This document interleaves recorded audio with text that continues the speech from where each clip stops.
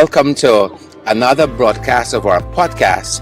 And we are privileged this afternoon to be joined by, as you could see, the one and only Ravoldo Birbal. Now, Ravoldo has been such a big hit during this election campaign 2025 as we head down to September 1. We just had to have him on our podcast to talk about some of the issues that have been occurring during the campaign, some of the policies that he has taken a like to during the campaign. Welcome, Ravoldo. Welcome, finally. Good afternoon, Sherrod. Good afternoon to your viewers as well. Excellent. Go ahead. So, I would like to say a pleasant good afternoon to all of the viewers here. As you know, that campaign is on, elections are around the corner, and to all the viewers, I would advise you, go to the green team, the right team, the dream team. There's a lot of green on this afternoon. Now, we're in one of my favorite places. This is National Park, where I just love to come and take a couple laps every now and again and have a chance to think. So in that sense, we're in sacred space. And we do have Delon behind the scenes who's helping us out this afternoon as well. Delon Mohammed. Delon's gonna be on with us another day. I promise you guys that. But we do have Ravoldo here with us this afternoon. Now, the first question I want to ask. Now, you spoke a lot the night when the campaign was launched. This was on the 6th, if I remember correctly, last Sunday. And I wanted to know from you, as a young person, you had a very passionate speech that has gone viral. How do you see young people playing a role in this election in terms of reshaping what we know as the status quo? Okay, let me speak to the young people in Guyana. Young people, these elections, the 2025 elections, you will play a critical role. I must remind you all that you should vote on policies that would benefit you. Young people in this country, they deserve to be treated better, and opportunities should be given to them rather than obstacles. That's my mantra. That is what I've been preaching all the time. We should be given opportunities, and I must say that the APNU coalition, we have a number of policies that we will put in place once we get into government to make your life easier. So I would encourage you to come out on E-Day and put your X where the palm is. Excellent. What made you want to become involved in the first place? For me, it is the constant mistreatment of our people in general by this regime. It is so appalling, that our people are not getting the resources that they need to do basic stuff in this country. The resources that we have and the amount of money that we are generating in these times, I feel that the people of our country, Guyanese, should be benefiting more than ever. And that is not what we are seeing at the moment. And I think that, that come September the 1st, when a new dawn is laid in Guyana, I think we will see what a true Guyana should look like. Excellent. Ravoldo, I can't help but to admire how passionate you are about what you believe in. Now, one of the things you did say in your presentation, you described Mr. Norton as not a pretender, as not being corrupt. Why is that so important for you? It is important because, when you look at a leader, you look for a role model. I mean, we could name countless politicians. I wouldn't name them, but you could name countless politicians who you see are involved in corrupt activities, illicit businesses. Those are not the people you want at the helm of this country. Those are not the leaders we want for us, We should look up to Aubrey Compton Norton as a man. And I challenge anyone, to find any piece of baggage that he brings with him. I will say to you, he has none. And that is a man that we must look up to lead this country forward into what we see, as a Guyana that is rising, a Guyana that is on the rise with the economy. And, they say that we are the fastest growing economy in the world, but that is not what we truly see in Guyana. I mean, outside of Guyana, people will say, yes, we are the fastest growing economy, but on paper, not on the everyday lives of Guyanese. That is not what we're seeing. Yeah. And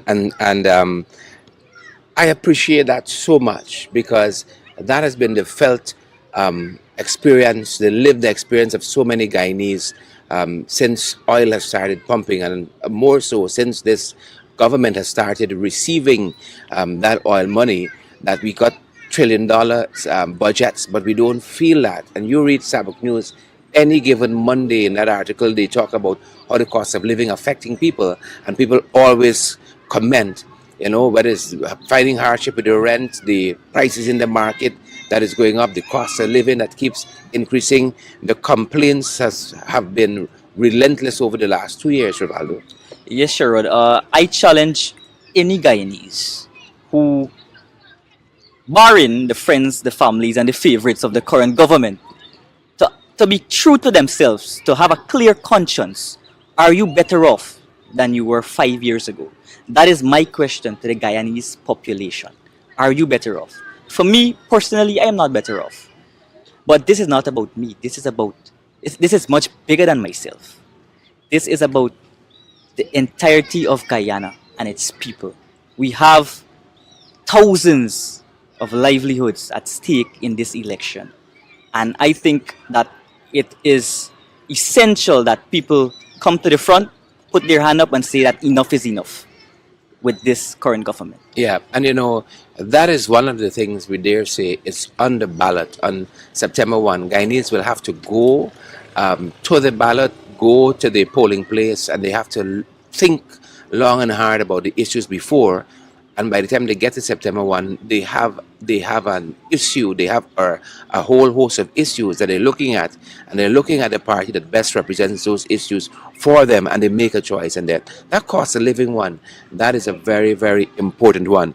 Now, one of the things that has really and truly endeared you to me and to the public is this whole thing about overcoming racism and our racial identity.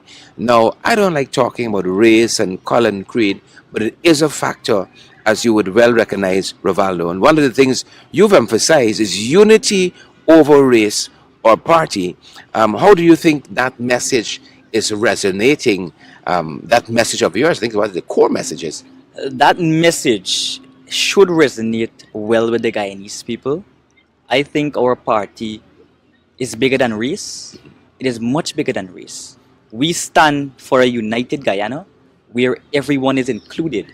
Where not because of race, religion, or your political affiliation, I must say, that you must be left behind. The APNU coalition is much bigger than that, and we have Guyana at heart. So I would say that the topic of race should not be, as at the forefront of any political campaign, because I see us as Guyanese and nothing less, not more Guyanese. Excellent. So then, how would you say to people who say that APNU is a ethnically aligned party? What do you say to that? I must say, first of all, the biggest party within the APNU is the PNCR. Mm-hmm. And I've done my history, I've done my research, and the PNCR was formed on a multi-ethnic basis, where you had East Indians, Africans. They formed the party. They are the founding members of that party, and I think that that the PNCR and the APNU in general, we stand for unity, and we should not look past that. This is not a one race party. It is a multi-ethnic group. Let me tell you, Sherrod, ever since I was at the back of the scenes, I was not that much involved. But ever since I came to the forefront of this party, I have been greeted, in such a way that I feel welcomed. No one never looked at my, my skin color and said, that this is an Indian guy. We have to look at him. No, I was welcomed with open arms, and I see our leader and I see the party members for who they are. They are very welcoming people, regardless of your race, as I would say. Excellent response there. Now let's switch gears a little bit. I'm certain that the majority of Guyana, a huge swath of Guyana, will be happy to hear you say that, because we know the PP has been pushing that theme that the APNU, the PNCR, they don't like Indian people. I'm happy to hear you say what you've said there. Very, very happy. Sharad, I know for a fact that, this multi-ethnic movement that we have going is sending shockwaves to some people. And that is why the propaganda is being pushed that we are a one-race party. But Correct. let me remind the Guyanese Remind them for us. population again, we are a multi-ethnic movement that looks out for all Guyanese. Excellent, excellent. I love that. Now, you've said also that there is PPP victimization of those who don't agree with them, who do not support them, especially among Indo-Guyanese. That is quite an indictment. It's quite a charge against the PPP. And you've drawn this from personal and your observed experiences. The question I have, you mentioned that that Indo-Guyanese like yourselves, they're shut out, who do not support the PPP. And can you elaborate on that for us? Sharad, the topic of victimization as it relates to, I would say, persons of my skin color joining the APNU coalition, it is a matter that should be looked at closely. I feel that, it is in the constitution that, as a Guyanese, you have the right to offer, to support any political movement that you think in your own conscience is what you want for your country. Yeah, freedom from political Exactly. victimization. Freedom Yeah. of speech, all of these things. Yeah. It is catered for in our constitution. But you have the usual people at the forefront. You know them, Sherrod. I am not calling names. Let the cap fit them and let them pull the string. They have this way. Okay, you're an Indo-Guyanese. You should not be associated with the PNCR or the APNU coalition. You are, and this goes for both political parties, the major parties in this country. Sure, you would know that there are Afro-Guyanese within the PPP, and Correct. we do not attack them. This problem of PPP operatives attacking Indo-Guyanese who are a part of the APNU coalition, it's quite alarming because it starts from the top right down to the bottom, and I could speak from personal experiences. I felt it firsthand. Well, I was just about to ask you if you prepared for those attacks by the PPP. Sharad, Talk to us. I made a pledge to this country and I made a pledge to Guyana. Sunday at the rally, I made that pledge. I am ready to do what it takes, and I am more than prepared to face all the backlash that they may bring towards me, and I have no apologies for saying that I am a supporter, and I am fully well behind the APNU coalition because I believe in the vision and I believe in the plan that this party has for all Guyanese. That is so beautiful.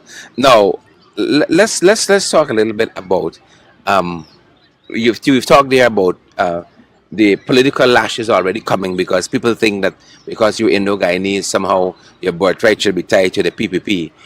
You talked a little bit about the personal victimization. I grew up in Mahaika. That is my birthplace. And growing up in Beautiful Mahaika, place. yes, indeed. Growing up in Mahaika, I would say it as it is. It is a PPP dominated area. Yes, right? The vice president actually hails from there. And, if I am in a position, as such, being the president or the vice president of this country, if I am from Mahaika, Mahaika would be one of the first places I prioritize, Correct. whether it's, it's beautification, making sure the people are good, I would prioritize my community. But Sharad, this particular person, he has been neglecting Mahaika for so long. So I was How so? Sharad, Neglecting Mahaika. Talk to us about that. in terms of development, Mahaika, Sharad, Mahaika is at a standstill. I don't see development ongoing. I don't see programs being put in place for our young people. And I speak this all the time. I say, Ravaldo, hold on. Breaks up a little bit. You're saying that this gentleman who encourages this attacking of people who might be of Indian descent and so on, who don't support the PPP, he has neglected where he came from. The charity doesn't really begin at home. Sherrod, that is exactly what I'm saying to Go you. right ahead. I am Tell us. 23 years of age, and I resided in Mahaica for all 23 years of my life. And the PPP was in power for 23 years, plus 5, make it 28. And the level of development that I would expect from such an individual or from the government in Mahaica, my community further, but the entirety of Guyana. I feel that the coalition has the plan, they have the vision, they have what it takes to take Guyana into another, I would say, dimension, because Sherrod, some of the policies that we have are very but there's many more to come. Just, as you said, hold the cards close to your chest. Excellent for the rollout. Now, you're from Mahaica. You feel very strongly about your community. What does your family think about this stance you've taken politically? And I'm going to ask about your friends too. Sherrod, as it relates to my friends and family, I must say that I align myself with people who are supportive of me, regardless of my political affiliation, regardless of my beliefs. That is who I associate myself with. Also, I would say that when you have to question a person based on his political affiliation, I would ask you the question. Ask yourself, are you asking the right question? The questions that you should be asking are, what are your plans? You are affiliated with a political movement. What are your plans? What are the plans of the political movement for the benefit this community and for the benefit us? That should be the questions. Excellent. So that is very, very, very important. Now, some of the things you've said in your foray into politics, your maiden speech. Now, it's not a lot of people. Have a maiden speech that goes viral. The last man who had a maiden speech at a party conference convention that went viral ended up being the president of the U.S., Mr. Obama. So you're in good company. But I think one of the beautiful things you said is that I did not grow up with power, but I grew up with values. Why are values so important to you? Maybe what those values are, and how have they impacted your outlook? Sherrod, if you are aligned with this party, you would know that integrity is a must, and integrity are one of the values that I grew up with within my household. And I feel that in order for you to be someone in society, integrity is key, education is key, honesty is key, and those are the values that the APNU coalition, that is what we bring to the table, in contrast to what we see from our political opponents, one major party to be exact. Excellent. Now, I wanted to ask too, one of the beautiful things I've heard you say during this campaign and in that maiden speech, incidentally, is that let us not be a generation, or rather, let's be that generation that ended division and built unity. That is so beautiful. Talk to us about that. Yes, What sure. inspired that? Sherrod, growing up, I always, I have my own thinking. I have a mind of my own. It is very hard to persuade me. And what I see in today's society, it is a case of a lot of young people. They are being brainwashed. Young people especially, they are being brainwashed by, probably older family members, probably people in society. They are being brainwashed. And I think that this case of being brainwashed, it shouldn't be. You should have a mind of your own. Your thinking should be independent. You should have independent thinking, And I really feel that young people should put up their hand and say, hey, I have my own choice and I will make my own choice. Rather than, someone banging in your ears, oh, this is what is right and that is what is wrong. No, you have a mind of your own. You think independently, young people. That is my message to the young people of this country and Guyana as a whole. Think independently. All right, we got about another 5-10 minutes, folks. We're talking with Ravoldo Birbal, one of the youth leaders in the APNU coalition, and he has just, he has been in the background of politics for a little bit, but just burst on the scene this 2025 general and regional elections period.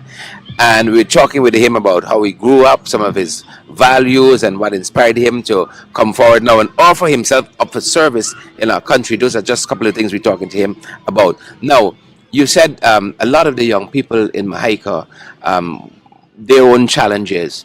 You've been on the campaign trail. You've been out almost every day in different communities talking to fellow young people. What else are they telling you as you engage them? And perhaps you can tell us what you've been telling them as well. Sherrod, the current state that I see our young people are in, it is very disheartening. Jobs. They say that they created jobs. I won't say that. You see a lot of young people more, they're hustling. There's a difference between hustling and cementing a job. Yeah. Young people, like folks would say there's a difference between a work and a career. Correct. Yeah. Correct. Sherrod, when you go into certain communities in Mahaika, you would find the youths, they're on the four corner. What are they doing there? They don't have anything constructive to do. There are not programs in place to get them to do things that are constructive, for them to, benefit themselves and to add value to society as a whole. And I see it that, it's a case of, a certain class of people being neglected overall. Excellent. And maybe offer to us some what you've been telling them in return as you try to persuade them to vote APNU AFC so that we can have some of those very programs and policies in place for our young people. Well, Sherrod, to be very honest, as I said, the coalition, the APNU coalition rather, we have a lot of policies in place for young people. We are our young people are at the center of our policies. And one thing that I've been telling them is that, for example, that as a young person, it is very hard to go out there and, own a home. Yeah. But as you would have seen that the coalition, they laid out a rent-to-own program where, young people like myself could go and, acquire a house and a land at a specific cost. All you need to do is pay rent.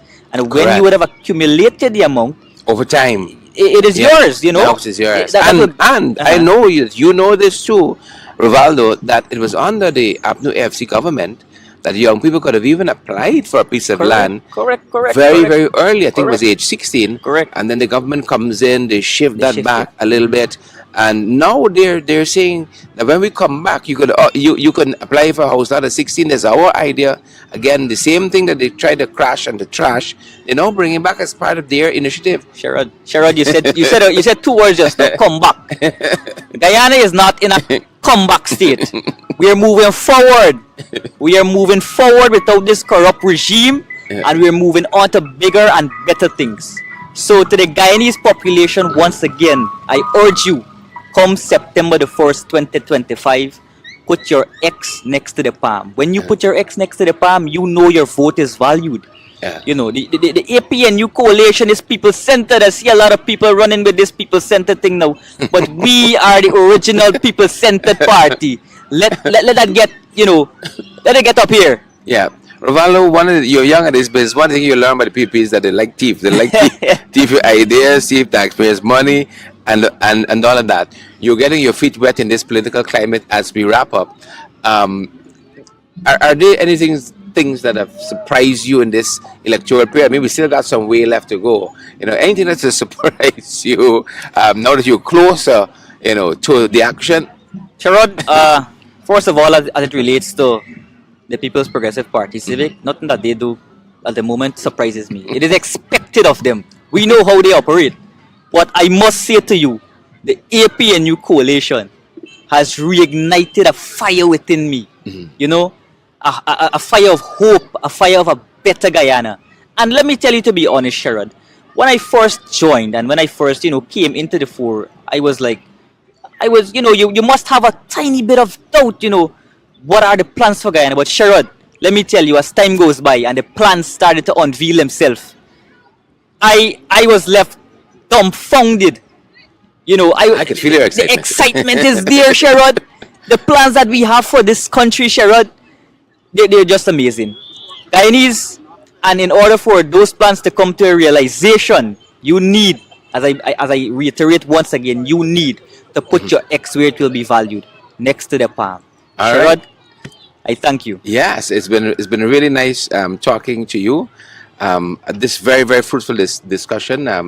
How our young people are gauging these policies, these initiatives, your own upbringing that has informed your politics. And we are happy to have you on board. You have been the breath of fresh air that we were waiting for.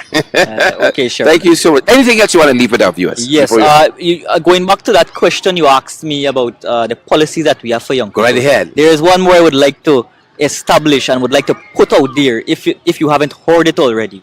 Sherrod, you know that the government is currently saying that education is free in this country. Talk to Sherrod, us. for me, education is not free in this country. And they came and they, like it is something new. It was under Forbes Barnum, where education was made free. But for me in this country currently, education is not free, it is subsidized. And I must emphasize on the word subsidized, it is not free. Under an APNU administration, we will make education free along with benefits for young people because like the we sound of value that. them. Like We the sound of value that. them, especially those at tertiary institutions. $50,000 a month to cater for your needs, So we have you covered, No, that's free. That is put in 50,000 Yes. in addition to free education as a stipend that encourages people to go and study. I know 10 days working getting 50,000 a month. Exactly. And all you gotta do is go and push yourself at the university at a tertiary level Correct. institution. And Sherrod, as you brought up the topic of 10-day workers, we have you at heart as well. We don't want you to work part-time for a measly wage. We will employ you full-time.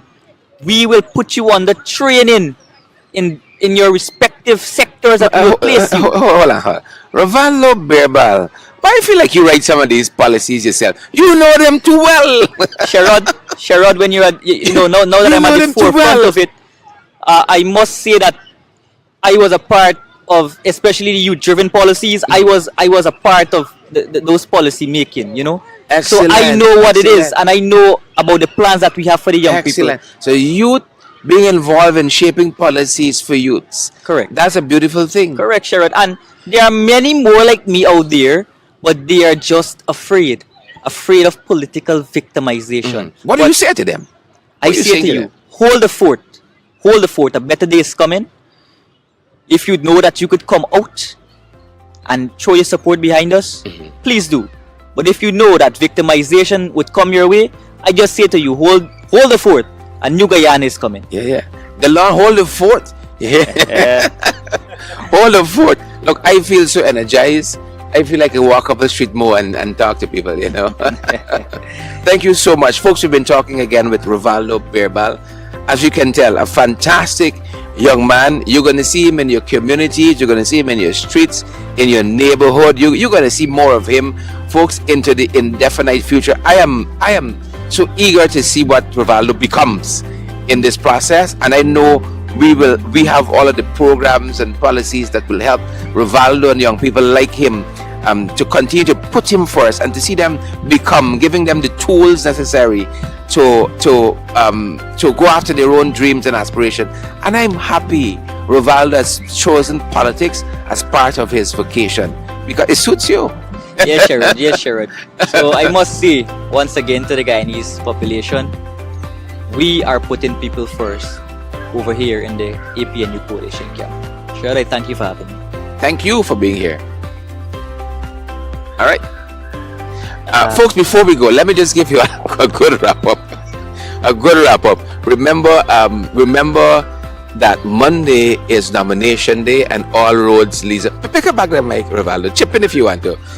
All roads lead down to the Umanayana, 8:30 Monday. We start very early. Folks, we see there's a big row there. Who second in line, who third in line. Thank God we first, Ravoldo. We So know we all first. roads leading to the Umanayana Monday nomination day. We done got our documentation set and ready. If they open the thing tonight, we hand it in. Yes, Sherrod, we are ready. We're ready more than ever, to get this thing rolling. So, people, come out, show your support. Let us send a message Let us send a message that a new Guyana is coming. Let us send a message that we want this corrupt regime out. All right, folks, there's where we end it. Thanks for joining us. That's our time and that's our program.